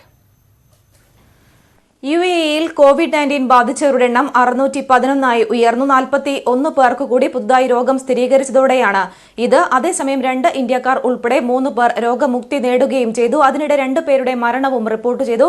48 വയസ്സുള്ള അറബ് പൗരനും 42 വയസ്സുള്ള ഏഷ്യൻ വനിതയുമാണ് മരിച്ചത്. അതേസമയം രാജ്യത്ത് അണുനശീകരണ യജ്ഞവും നടക്കുകയാണ്. വൈകിട്ട് 8 മണി മുതൽ രാവിലെ 6 മണി വരെയാണ് അണുനശീകരണ യജ്ഞം നടക്കുന്നത്. ഈ സമയത്ത് പുറത്തിറങ്ങുന്നതിന് വിലക്കുണ്ട്. പിഴ ഉൾപ്പെടെയുള്ള കാര്യങ്ങൾ അവശ്യ സർവീസുകൾക്കല്ലാതെ പുറത്തിറങ്ങിയാൽ പിഴ ഉൾപ്പെടെ കിട്ടുമെന്ന് മന്ത്രാലയങ്ങൾ മുന്നറിയിപ്പ് നൽകിയിട്ടുണ്ട്. അതിനിടെ തന്നെ UAE സംബന്ധിച്ച് 2 സുപ്രധാനമായ തീരുമാനങ്ങളും വന്നിട്ടുണ്ട്. ദുബായിൽ പാർക്കിംഗ് സൗജന്യമായിരിക്കുമെന്ന് Dubai roads and transport authority വ്യക്തമാക്കിയിട്ടുണ്ട്. ഏപ്രിൽ 13 വരെയാണ് ഈ ഒരു പാർക്കിംഗ് സൗജന്യം ഉണ്ടാവുക എന്നും RTA വ്യക്തമാക്കുന്നു. അതിനിടെ തന്നെ കുട്ടികളുടെ വിദ്യാഭ്യാസം മുടങ്ങാതിരിക്കാനായി ലേണിംഗ് സമ്പ്രദായം ജൂൺ വരെ തുടരുമെന്നും വിദ്യാഭ്യാസ മന്ത്രാലയങ്ങൾ വ്യക്തമാക്കുന്നു. ഇതിനിടെ തന്നെ പല സ്കൂളുകളും ലേണിംഗ് സമ്പ്രദായത്തിലേക്ക് മാറി ക്ലാസുകൾ തുടങ്ങിയിട്ടുണ്ട്. ജൂൺ വരെ തന്നെ ഈ ഒരു സമ്പ്രദായത്തിൽ മുന്നോട്ട് പോകാൻ സ്കൂളുകൾ തീരുമാനം എടുക്കും എന്നാണ് മന്ത്രാലയങ്ങൾ വ്യക്തമാക്കുന്നത്. അതേസമയം തന്നെ ഇത് സംബന്ധിച്ച് ഔദ്യോഗികമായിട്ടുള്ള ഒരു അറിയിപ്പ് ഇതുവരെയും വന്നിട്ടില്ല. ജസുദ സഞ്ജിത്ത്, ദുബായ്. വീട്ടുനിരീക്ഷണത്തിലുള്ളവരെ സഹായിക്കാൻ തിരുവനന്തപുരം നഗരസഭയുടെ ആപ്പ്. നിരീക്ഷണത്തിലുള്ളവരുടെ മൊബൈലിൽ ആപ്ലിക്കേഷൻ സ്ഥാപിച്ചാണ് നിയന്ത്രണങ്ങൾ പാലിക്കുന്നുവെന്ന് ഉറപ്പാക്കുക. പല സംസ്ഥാനങ്ങളും ചാപ്പകുത്തുന്നത് പോലെ ശരീരത്തിൽ സീൽ പതിക്കുമ്പോൾ വേറിട്ട വഴിയിലാണ് തിരുവനന്തപുരം നഗരസഭ. നിരീക്ഷണത്തിലുള്ളവർക്ക് ഒരു മൊബൈൽ ആപ്ലിക്കേഷനാണ് നൽകുന്നത്. നിയന്ത്രണങ്ങൾ ലംഘിക്കാതെ മുന്നോട്ടു പോകാൻ ഓരോരുത്തരെയും സഹായിക്കുന്നതാണ് ആപ്ലിക്കേഷൻ. ചട്ടങ്ങൾ ലംഘിച്ച് പ്രവർത്തിച്ചാൽ ആപ്ലിക്കേഷൻ വഴി വിവരം ലഭിക്കുന്ന വോളണ്ടിയർമാർ മുന്നറിയിപ്പ് നൽകും. നഗരസഭയുടെ ചാക്ക, പേട്ട വാർഡുകളിൽ ആപ്പ് പ്രവർത്തനം തുടങ്ങിക്കഴിഞ്ഞു. നിരീക്ഷണത്തിലുള്ളവർ താമസിക്കുന്ന പ്രദേശങ്ങൾ പൊതുജനങ്ങളെ അറിയിക്കുന്നതിനായി ചുവപ്പ് മേഖലയായും രേഖപ്പെടുത്തും. ഒരു സാമൂഹ്യ വ്യാപനം തടയുക എന്നുള്ള ലക്ഷ്യത്തോടു കൂടി മുഴുവൻ ആളുകളെയും, നിരീക്ഷണത്തിലുള്ള മുഴുവൻ ആളുകളുടെയും ചലനം തന്നെ അവരുടെ പുറത്തേക്ക് പോകുന്നത് തടഞ്ഞുകൊണ്ടുള്ള ഒരു ആപ്ലിക്കേഷനാണ് നഗരസഭ വികസിപ്പിച്ചിട്ടുള്ളത്. നിരീക്ഷണത്തിലുള്ളവർക്ക് ഏത് സമയത്തും മൊബൈൽ ആപ്പ് വഴി സഹായങ്ങൾ ആവശ്യപ്പെടാം. ഭക്ഷണം കൃത്യമായി എത്തുന്നുണ്ടോ എന്നും ആപ്പ് വഴി ഉറപ്പാക്കാം. വരും ദിവസങ്ങളിൽ 100 വാർഡുകളിലും ആപ്പിന്റെ പ്രവർത്തനം വ്യാപിപ്പിക്കും. ന്യൂസ് 18 തിരുവനന്തപുരം. പത്തനംതിട്ട ജില്ലയിൽ നിരോധനാജ്ഞ നീട്ടുമെന്ന് ജില്ലാ കളക്ടർ. 14 ദിവസം കൂടി നിരോധനാജ്ഞ നീട്ടാനാണ് തീരുമാനം. ഇന്ന് വരെയായിരുന്നു നിരോധനാജ്ഞ. വിവരങ്ങളുമായി ടിറ്റോ തങ്കച്ചൻ ചേരുന്നു. ടിറ്റോ, പ്രധാനമായും ഇന്ന് കൊറോണയുടെ പ്രഭവ കേന്ദ്രമായിട്ടുള്ള 2 സ്ഥലങ്ങളിൽ ഒന്ന് പത്തനംതിട്ട ഉൾപ്പെട്ടിരിക്കുന്നു. അതോടൊപ്പം തന്നെ നിസാമുദ്ദീൻ വിഷയവുമായി ബന്ധപ്പെട്ടുള്ള മരണം, ഇതെല്ലാം കൂടി ഉൾപ്പെടുത്തിക്കൊണ്ടാണോ ഇങ്ങനെ ഒരു തീരുമാനത്തിലേക്ക് കളക്ടർ കടക്കുന്നത്? വിശദാംശങ്ങൾ. അപർണ പറഞ്ഞതുപോലെ തന്നെയാണ് ഈ ജാഗ്രത പാലിക്കേണ്ട സ്ഥലങ്ങളുടെ ലിസ്റ്റിൽ പത്തനംതിട്ട കൂടി ഉൾപ്പെട്ടിട്ടുണ്ട്. ഈ കാരണം കൊണ്ട് കൂടിയാണ് പത്തനംതിട്ടയിൽ നിരോധനാജ്ഞ നീട്ടാമെന്നുള്ളൊരു തീരുമാനം കളക്ടർ എടുത്തിരിക്കുന്നത്. ഇത് സംബന്ധിച്ച് ഉത്തരവ് പുതുക്കുന്നതിന് അദ്ദേഹം നൽകിയിട്ടുണ്ടെന്നാണ് അദ്ദേഹം മാധ്യമങ്ങളോട് പറഞ്ഞിട്ടുള്ളത്. നിലവിൽ ഇന്ന് രാത്രി വരെയായിരുന്നു മുമ്പ് നിരോധനാജ്ഞ പ്രഖ്യാപിച്ചിട്ടുള്ളത്. ഇനി ഒരു 14 ദിവസം കൂടി നിരോധനാജ്ഞ നീട്ടും. കനത്ത ജാഗ്രത, വീണ്ടും ശക്തമായ ജാഗ്രത പത്തനംതിട്ടയിൽ തുടരണം. അതിന്റെ ഭാഗമായിട്ടാണ് നിരോധനാജ്ഞ നീട്ടുന്നതെന്ന് കളക്ടർ പറയുന്നു. ഈ നിസാമുദ്ദീനിൽ നടന്ന സമ്മേളനത്തിന് പോയിട്ടുള്ള ആളുകളുടെ വിവരങ്ങൾ പത്തനംതിട്ടയിൽ നിന്നും കുറച്ചു പേർ പോയിട്ടുണ്ട്. ഇവരുടെ വിവരങ്ങൾ ഈ മാസം 1-ാം തീയതി മുതൽ പോയ സ്ഥലങ്ങൾ ഇക്കാര്യങ്ങളെല്ലാം ട്രാക്ക് ചെയ്യുന്നതിന് പ്രത്യേക സംവിധാനം കൂടി ഏർപ്പെടുത്തിയിട്ടുണ്ട്. അതിനുള്ള നടപടിക്രമങ്ങളിലേക്കും ജില്ലാ ഭരണകൂടം കടന്നിട്ടുണ്ട്. അപർണ. റൈറ്റ്. ടിറ്റോ വിശദാംശം. ബ്രേക്ക് ദ ചെയിൻ പ്രഖ്യാപിച്ചതോടെ ഹാൻഡ് വാഷ് സംവിധാനം വ്യാപകമാണ്.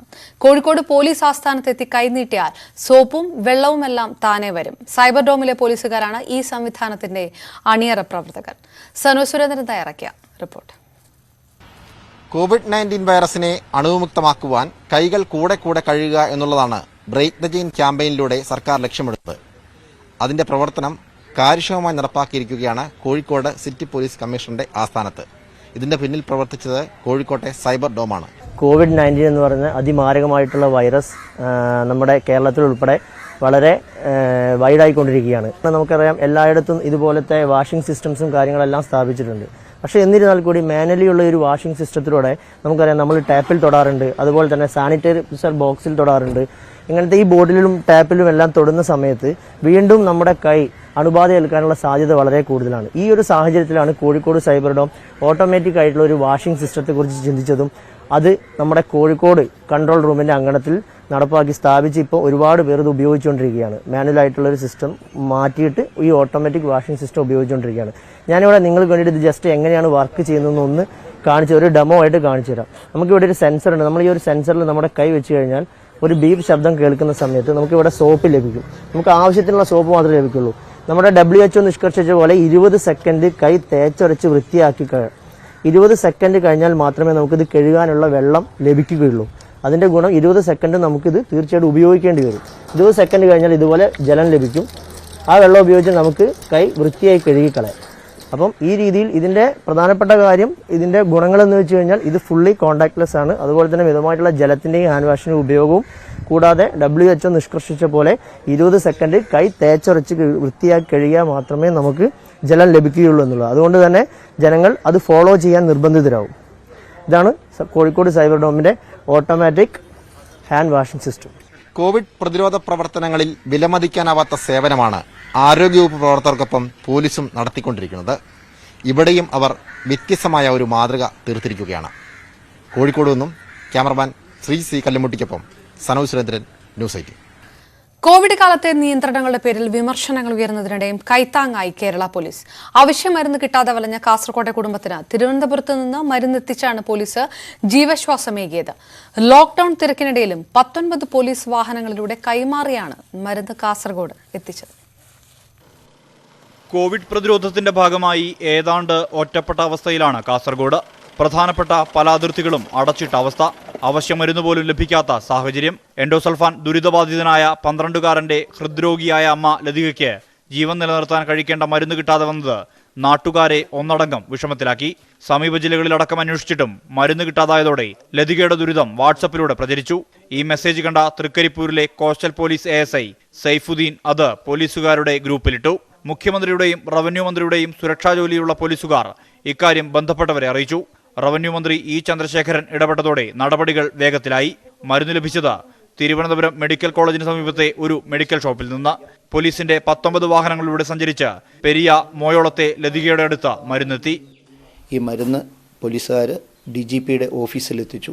അവിടെ നിന്ന് മരുന്ന് കേരളത്തിലെ ഹൈവേ പട്രോൾ ടീമുകളിലെ 19 വണ്ടികൾ കൈമാറി നീലേശ്വരം പോലീസ് സ്റ്റേഷനിൽ എത്തിച്ചിട്ടുള്ളതാണ്. കോവിഡ് കാലത്തെ മനുഷ്യസ്നേഹത്തിന്റെ മറ്റൊരു ചങ്ങല സൃഷ്ടിച്ച് തുണയായിരുന്നവരോട് മറക്കാത്ത കടപ്പാടുമായി കൈകൂപ്പുകയാണ് ലതികയും കുടുംബവും. ന്യൂസ് 18 കാസർഗോഡ്. അതിഥി തൊഴിലാളികൾക്ക് ഭക്ഷണ സാമഗ്രികളുമായി തിരുവനന്തപുരം മ്യൂസിയം പോലീസ്. സ്റ്റേഷൻ പരിധിയിലുള്ളവർക്കാണ് 10 കിലോ അരി ഉൾപ്പെടെയുള്ള സാധനങ്ങൾ വിതരണം ചെയ്തത്. അതിഥി തൊഴിലാളികൾ സംഘടിച്ച് പലയിടത്തും പ്രതിഷേധം നടത്തുന്നതിനിടെയാണ് തലസ്ഥാനത്തെ പോലീസ് സ്നേഹസമ്മാനവുമായി എത്തിയത്. ഒരു സന്നദ്ധ സംഘടന നൽകിയ 10 കിലോ അരി ഉൾപ്പെടെയുള്ള സാധനങ്ങൾ മ്യൂസിയം പോലീസ് ഇന്നലെ വിതരണം ചെയ്തു. 70, 130 അന്യസംസ്ഥാന തൊഴിലാളികൾ താമസിക്കുന്ന സ്ഥലങ്ങളുണ്ട്. പക്ഷെ അവർക്ക് അവരുടെ കൺസ്ട്രക്ഷൻ കമ്പനി തന്നെ നേരിട്ട് സാധനം എടുത്താൽ അപ്പോൾ ഇല്ലാത്തവർക്കാണ് നമ്മൾ തൽക്കാലം എത്തിക്കാൻ തോന്നുന്നത്. പിന്നെ കുറച്ച് കുപ്പിവെള്ളം നമുക്ക് SMCക്കാർ സ്പോൺസർ ചെയ്തിട്ടുണ്ട്. അതും കൂടെ കൊണ്ട് എത്തിക്കാനാണ് തോന്നുന്നത്. കുടുംബവുമായി വീടുകളിൽ കഴിയുന്ന അതിഥി തൊഴിലാളികൾക്കാണ് ആദ്യം സാധനങ്ങൾ എത്തിച്ചത്. തുടർന്ന് തെരുവുകളിൽ കഴിയുന്നവർക്കും കിറ്റുകൾ നൽകി. വരും ദിവസങ്ങളിലും ഭക്ഷ്യധാന്യം വിതരണം ചെയ്യാനാണ് പോലീസിന്റെ തീരുമാനം. ന്യൂസ് 18 തിരുവനന്തപുരം. സംസ്ഥാന അധ്യക്ഷൻ കെ സുരേന്ദ്രൻ മാധ്യമങ്ങളെ കാണുകയാണ് തത്സമയത്തിലേക്ക്. മുഖ്യമന്ത്രി പറയുകയുണ്ടായി. ഞാൻ മനസ്സിലാക്കുന്നത് വസ്തുതാപരമായിട്ട് തന്നെയാണ് ഈ കാര്യം മുഖ്യമന്ത്രി പറഞ്ഞിരിക്കുന്നത്. മുഖ്യമന്ത്രി പറഞ്ഞ കാര്യം സ്വാഗതാർഹമാണ്. പക്ഷേ തുടർ നടപടികളുടെ കാര്യത്തിൽ ഗവൺമെന്റിന്റെ ഭാഗത്തുനിന്ന് ഒരു അലംഭാവമുണ്ടോ എന്ന് സംശയിക്കുന്നു. കാരണം തങ്ങൾ ആഗ്രഹിച്ച ആളുകൾ ആണോ ഈ കാര്യത്തിൽ ഗവൺമെന്റ് ഈ ലോക്ക്ഡൌൺ ലംഘനത്തിന് നേതൃത്വം നൽകിയ പ്രതികളെക്കുറിച്ചുള്ള വിവരങ്ങൾ പുറത്തു വന്നപ്പോൾ സർക്കാരിന്റെ നിലപാടിൽ മാറ്റം വന്നിട്ടുണ്ടോ എന്ന് സംശയിക്കേണ്ടിയിരിക്കുന്നു. ഇന്നലെ പായിപ്പാട് വെച്ച് അറസ്റ്റ് ചെയ്യപ്പെട്ടതും അതിന്റെ പിന്നിൽ പ്രവർത്തിച്ചവരായി കണ്ടെത്തിയവരും എല്ലാം SDP ഉൾപ്പെടെയുള്ള തീവ്രവാദ സംഘടനകളുടെ പ്രവർത്തകരുണ്ടായിരുന്നു. മലപ്പുറത്ത് പിടിയിലായവർ കോൺഗ്രസ് പാർട്ടിയുടെ ഉന്നത നേതാക്കന്മാരാണ്. പാലക്കാട് പിടിയിലായത് CITOവിന്റെ CPMന്റെ നേതാക്കളാണ്. ഇതെല്ലാം വെച്ച് നോക്കുമ്പോൾ സർക്കാർ പിന്മാറുകയാണോ എന്നുള്ള സംശയം ബലപ്പെടുകയാണ്. അതുകൊണ്ട് അടിയന്തരമായി മുഖ്യമന്ത്രി പറഞ്ഞ വാക്കുകൾ മുഖവിലക്കെടുക്കാമെങ്കിൽ ഈ ലോക്ക്ഡൌൺ ലംഘനത്തിന് പായിപ്പാട് ലംഘനവുമായി ബന്ധപ്പെട്ട് സർക്കാർ നടപടികളിലേക്ക് കൃത്യമായി കടക്കുന്നില്ല എന്ന് പറയുന്നു കെ സുരേന്ദ്രൻ കടകംപള്ളി മന്ത്രി. ഇതുവരെ ഐഡന്റിഫൈ ചെയ്യാൻ സാധിച്ചിട്ടില്ല. എനിക്ക് ഇപ്പോ നിങ്ങളിലൂടെ മാധ്യമങ്ങളിലൂടെ പോത്തങ്കോട്, കാട്ടായിക്കോണം, മോഹനപുരം, കല്ലൂര്, വേങ്ങോട് തുടങ്ങിയിട്ടുള്ള പ്രദേശങ്ങളിലെ ജനങ്ങളോടൊരു അപേക്ഷയുണ്ട്. ആ അപേക്ഷ എന്ന് പറയുന്നത് ഈ മാർച്ച് മാസം 1-ാം തീയതിക്ക് ശേഷം അല്ലെങ്കിൽ ഫെബ്രുവരി അവസാന വാരത്തിന് ശേഷം വിദേശത്തു നിന്നോ കോവിഡ് ബാധ കുറച്ചൊക്കെ വ്യാപകമായി മാറിയ കാസർഗോഡ്, പത്തനംതിട്ട തുടങ്ങിയ പ്രദേശങ്ങളിൽ നിന്നോ വന്നിട്ടുള്ള ആളുകളുണ്ടെങ്കിൽ അവർ സ്വമേധയാ മുന്നോട്ട് വരണം എന്നുള്ളതാണ് എൻ്റെ അപേക്ഷ. ഇപ്പോൾ വിദേശ രാജ്യങ്ങളിൽ നിന്നൊക്കെ വന്നിട്ടുള്ള പലരും ഉണ്ടാവും. അവരൊക്കെ നല്ല ആരോഗ്യവാന്മാരാണ്, യാതൊരു പ്രശ്നവുമില്ല. ഒരു പരിശോധന എന്തുകൊണ്ടും നല്ലതാണ്. അപ്പോൾ ഇത് കണ്ടെത്തുന്നതിന് വേണ്ടിയിട്ടുള്ള ഒരു അവസാന വഴിയെന്നുള്ള നിലയിലാണ് ഞാൻ ഇത്തരം ഒരു അഭ്യർത്ഥന നടത്തുന്നത്. നമ്മുടെ ഒരു കോൾ സെൻ്റർ ഉണ്ട്. അവിടെ ഏതാണ്ട് 50ഓളം ഡോക്ടർമാർ ആ കോൾ സെൻ്ററിൽ കർമ്മനിരതരായി 24 മണിക്കൂറുമുണ്ട്. 1077. അപ്പോൾ എന്നെ കേൾക്കുന്ന എല്ലാവരോടും ഞാൻ അപേക്ഷിക്കുന്നത് പുറത്തുനിന്ന് വന്ന അല്ലെങ്കിൽ ഇത്തരത്തിൽ വ്യാപനം നടന്നതായിട്ടുള്ള അല്ലെങ്കിൽ കുറച്ചെങ്കിലുമൊക്കെ വ്യാപനം നടന്നതായിട്ടുള്ള പ്രദേശങ്ങളിൽ നിന്ന് വന്ന ആരെങ്കിലും ഈ പരിസര പ്രദേശങ്ങളിൽ എത്തിച്ചേർന്നിട്ടുണ്ടെങ്കിൽ അവർ സ്വമേധയാ കോൾ സെൻ്ററിൽ വിളിച്ച് അവരുടെ അഡ്രസ്സും അവരെന്നാണ് വന്നതെന്നും അവർ ഒരു പരിശോധനയ്ക്ക് വിധേയരാകാൻ സന്നദ്ധരാണെന്നുമുള്ള കാര്യം സ്വമേധയാ അറിയിക്കണമെന്നുള്ളതാണ്.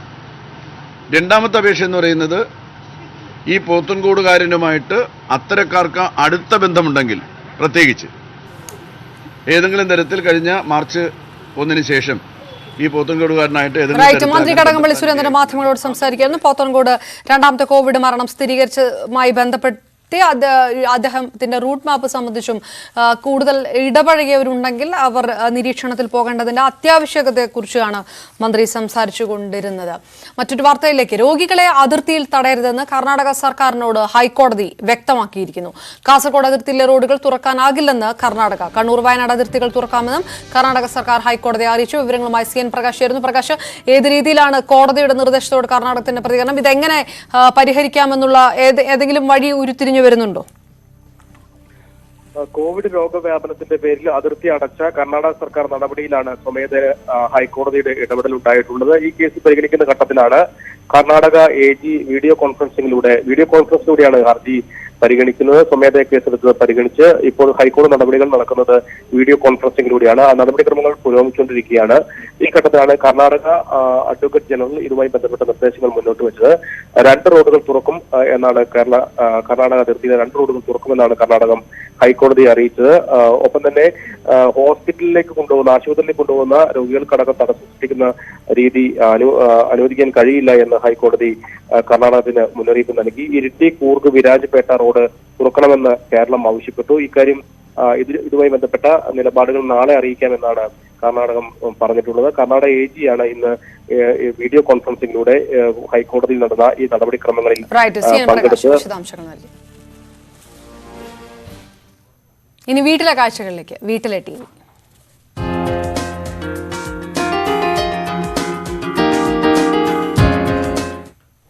പത്ത് വയസ്സുകാരി കൃതികയുടെ വീട്ടിലിരിപ്പ് കാലത്തെ പാചക പരീക്ഷണം കാണാം.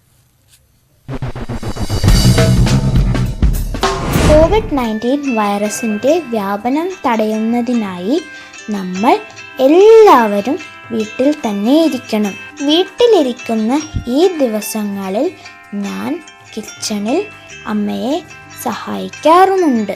അതോടൊപ്പം ഞാൻ പുതിയ വിഭവങ്ങളും ഉണ്ടാക്കാനും പഠിച്ചു. ഇന്ന് ഞാൻ ഒരു വെജിറ്റേറിയൻ പിസ്സയാണ് ഉണ്ടാക്കുന്നത്. ഇതുപോലെ നിങ്ങൾക്കും പുതിയ വിഭവങ്ങൾ ഉണ്ടാക്കി നോക്കാം. നമുക്ക് എല്ലാവർക്കും വീട്ടിൽ തന്നെ ഇരുന്ന് ഈ രോഗത്തെ അതിജീവിക്കാം. വീട്ടിലിരിക്കൂ, സുരക്ഷിതരാകൂ.